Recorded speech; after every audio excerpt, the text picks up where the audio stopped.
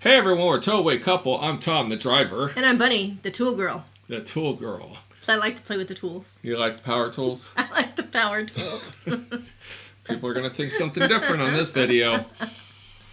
Can't show that. Can't show that. Whoa. All right, so we just looked at some of the lists that the company suggests that require you to have in your truck. Mm-hmm. And a couple of the things that we're going to recommend. So this is recommended tools. Of course. Okay. So we recently had a flat tire, and we were prepared for it. And while we know that there are many brands out there, mm-hmm. and everyone has their favorite, do whatever you want, use your favorite and everything, we just happen to have a couple Ryobis here, and that's what we're used to, and we have all Ryobi tools, so therefore it's not an ad for Ryobi by any means. People like Makita, DeWalt, Milwaukee, everything under the sun. So anyway. And also, too, this is... You know, for a lot of people out there that have been doing this for a while, they're going to be like, why do I need this? But these are designed for people that are new, that are coming into the industry. Right. These videos are not designed for people who have been doing it for any length of time. No. And I will make one recommendation. Our first video was with what we're packing in our truck. Yeah, go ahead and pack what you think you need and then make a trip back home, because you're going to unload half of it and then grab other things. So this is just kind of the things to help you along on what you're probably going to need and what you're going to run into. Right. So a couple tools that we would recommend having in your truck, and it's not really a tool, is I have my gloves. And when you go to the fuel islands, you will love having gloves, because it's diesel, it's just dirty. When you go to the front pumps or to a regular gas station, the pumps are pretty clean. But when you got thousands of semis going in there and everyone just sloshing fuel everywhere, these are your best friends. Right. Now, I have had a pretty purple pair. We have no idea where they're at. Somebody lays their things down. And ladies, if you are doing drive away, I do recommend that you have a pair too. 95% of the ones that I'm driving are unleaded gas. But on that 5%, when I'm at the big fuel tanks in the diesel lines, you definitely need them, because it's just gross. Yeah, and even then, after I fill up using gloves, I still go into the bathroom and wash my hands, and still it comes off dirty. So it does go through the gloves, but not as bad. I'm not touching my clothes or anything, hopefully.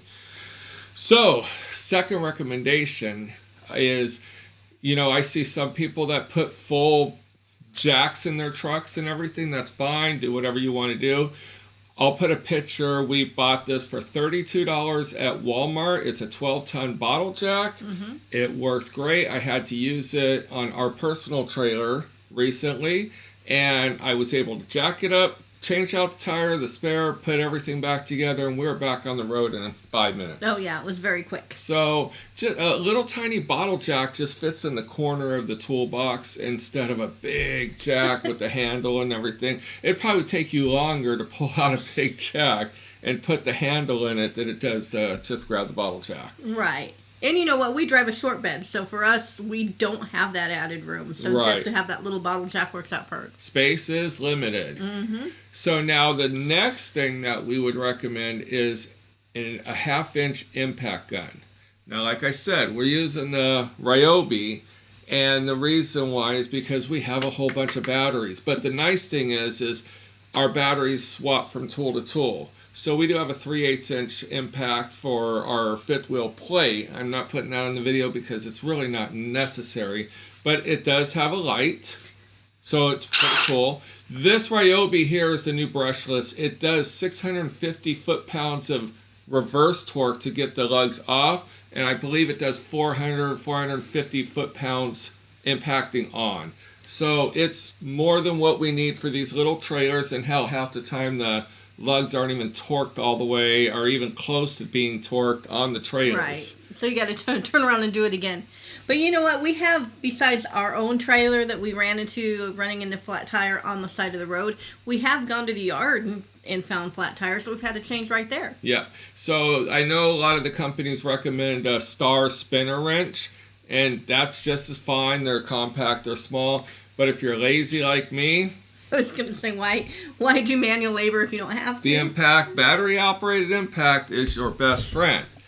Now, we do have... Wait, I would say to go along with that, you should probably do the air. Okay, so I'll move forward. So since you are going to have to fill that tire...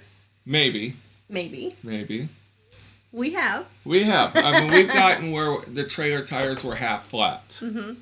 And I also had a little van of some sort that had a slow leak in the tire. We couldn't find it. So every time we would stop, we just put a little bit of air in it. It's a lot cheaper.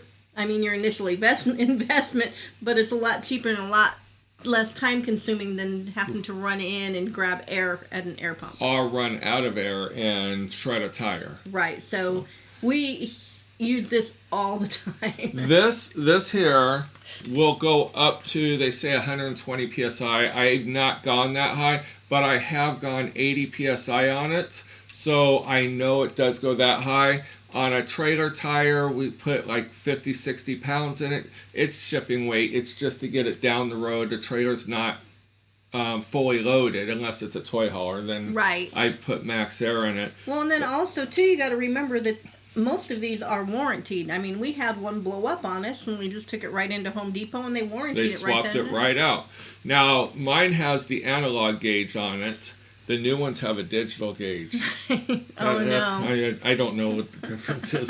But it's a little bit loud. It takes a little while. But when you're just standing there, I'll show a picture of me airing up a tire with this. And I'll tell you what, we love it. And it's compact. And it sits in the toolbox. And he uses the same exact battery as the impact. Now, I have 3 batteries. The reason why is because this will drain your battery over time, especially if you have to do multiple air ups. Right. So I always have 3 batteries, but I only need 1 charger. Before I had a different impact with different Ryobi tools. I had a Craftsman impact, so I had to have a different charger, different batteries, and the impact. And then I had my Ryobis with the same battery. So I went out and I ended up getting this one, and I'll tell you what, I used it for the first time. Happy. Very, very happy. And we have a link for this whole setup on our TowawayCouple.com. And for those of you that might say that we're making money, I think we make 50 cents or $1. Right. So might be able to buy a soda. Over 12 months, I could buy a Happy Meal. Even those are getting expensive. Right. So now, with that, we have a reversible socket. I don't see these too often. I know at Harbor Freight they got the little 4-pack, and I believe they're reversible as well. This has the 13/16 large end, and then the 3/4 smaller end. And I have the 3 or 4 inch extension. I think it's 3-inch extension. Now, what's nice about this extension is with the torque wrench. Guess what Bunny gets to do? She's the torquing girl. Better than the twerking girl. Right? But pretty much all the trailers are either 13/16 or 3/4.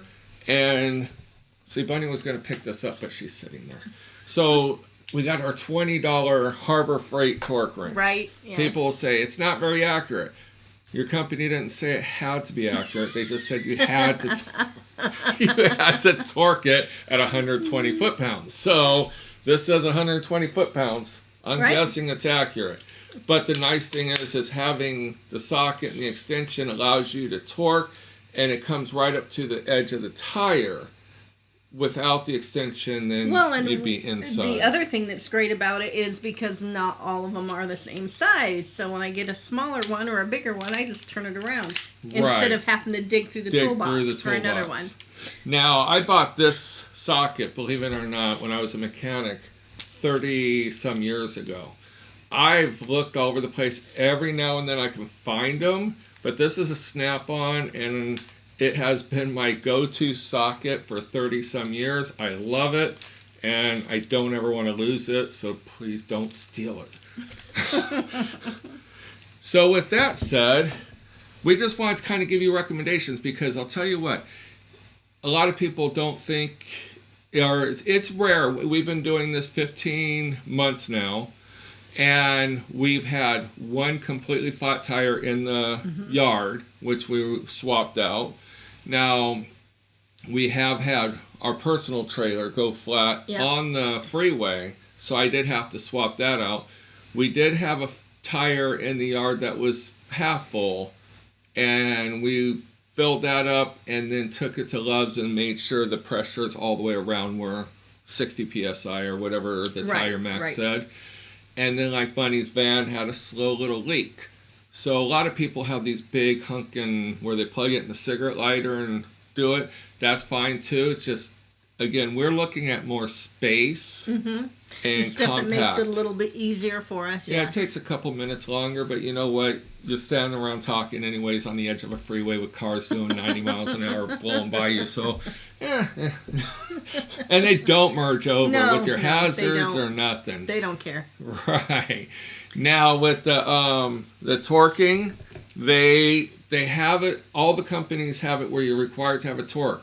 I know the Grand Design trailers, and there's another one that requires you to torque like 4 or 5 times along your route. Even if it's a 200-mile haul or a 2,000-mile haul, it has specifications on miles.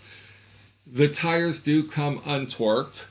So Bunny has found, and I know it's funny, Bunny has found several times where we pull over. When we pull over into a rest area, she'll check the torque, and she'll go, oh my God, 2 of them were loose of all the 4 wheels. Two back lugs. out, And when we torque them for the first time, they're literally not torqued at all. And also, too, what your tools can be used for that's also very good, as we found several times, too, is the spare tires aren't always on very tight, too. Check your spare tires. We had one on the back of a trailer one time. I literally could unscrew it with my hand, so we were able to get that back on. And on our last California run, I called ahead to Tom, and I'm like, your tire just dropped. The spare tire up underneath the trailer. Luckily, it didn't come all the way off. So they didn't have it tightened all the way up. So yeah, these things are coming out of the factory like gangbusters, and it's your safety. So make sure that you just check everything, check it twice. And I will say this: some people have commented, "How come you let Bunny torque the tires? Aren't you man enough?" Yeah, but she's an able-bodied person. She torques the wheels while I'm hooking up the trailer. It's my exercise. It's her exercise, but we have our jobs to do. She checks for damage, puts the license plate on, and torques the wheels. And then I am hooking onto the trailer and getting everything all set up. Now, it always kind of makes it funny when people make a comment, because obviously I open doors for Bunny. I open doors for everybody. I'm not a total douche, but if you're going to offer to help her torque them, that's fine. But there's a lot of female drivers out there that are torquing their own lug nuts. They're doing it by themselves. Just like every guy out there. So it's not like it's anything big deal. So, yeah, ladies, get out there. Show the men something that you don't need us. Right? Absolutely. So, that's just having fun. There has been one time I was like, babe, I can't. And that was on our own trailer. Yeah. But that was 150 foot-pounds. And right. I was like, I can't do it. Yeah, so I'm a little heavier. And there are videos. Believe me, there are people torque wrong every single day. A lot of people bounce on it. You're not supposed to bounce on it to hear the click. It's not about hearing the click, it's knowing the click is your torque. So you just want to do a slow, steady push until you hear the click, then you know it's torqued properly. Yep. And if you don't trust me or you think I'm a know-it-all, go to any YouTube video on how to torque wheels, and it'll show them right. At least he pulls it out of the water for me when I need to torque them. Exactly. I am that nice. So, anyway, We wanted to just shoot you this video. We thought it would be helpful. An impact gun, a little air inflator, your socket extension, and your torque wrench. But most importantly, I put my gloves on when I'm hooking on a trailer. I put them on for fueling up. Literally anything I'm touching outside my truck, I pretty much have my gloves on. I'm a little jonesing because my black pair got ruined, but I got these cowhide ones, but not too happy. But God, you're high maintenance. I am high maintenance. All right, so until next time, we'll see you down the road. We'll see you down the road.